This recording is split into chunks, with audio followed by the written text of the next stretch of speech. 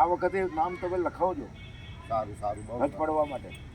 અમારે આ રમઝાન મહિનો આવે આજથી 4 વાગ્યાથી 3 વાગ્યાથી જાગે 5 વાગ્યાથી બધું ઉઠાવવા નીકળે. સવારે વહેલી શેરી કરવાની ને અપાસ કરવાની. આ તમારી બાસા બાવાની દરગાહ ખરી ને? પહેલાં આવું હતું. બરાબર.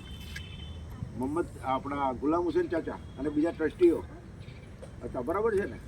ગુલામ હુસેન ચાચા, હું નગરપાલિકા પ્રમુખ હતો ત્યારે એ સભ્ય હતા. હવે મને તે બાસા બાવાની દરગાહે લઈ ગયા. મેં જોયું આવું હતું, કોઈ કાદવ પિક્ચર થયેલો હોય આવું થયું. એ વખતે હું નવા રોડો બનાવતો હતો અને જૂના પથ્થરા મારેલા હતા. એ જમાના પથ્થરા હતા, આપણે પથ્થરા ઉખાડીને બગીચાએ મૂક્યા હતા મેં.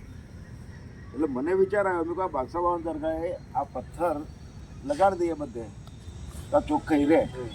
પછી ચાચાને મેં કહ્યું, પછી બાદશાહ બાવાની દરગાહને ટ્રસ્ટીઓએ લખીને આપ્યું નગરપાલિકાને કે એમને આ રીતે પથ્થર મારી આપો. બીજે જ દિવસે પથ્થર લગાવવાનું આપણે શરૂ કર્યું. પહેલાં પથ્થર મારેલા જેમ બાબુ પ્રમુખ હતો ત્યારના મારેલા. એટલે એ વખતની હું કામગીરી કરતો રહ્યો. આ ત્રીજી વખત ચૂંટાયો નગરપાલિકા. આપણા હળમાં એવું કંઈ નથી રહ્યું કે ભાઈ જે બી જે નીતિન કર્યું છે નીતિન નીતિન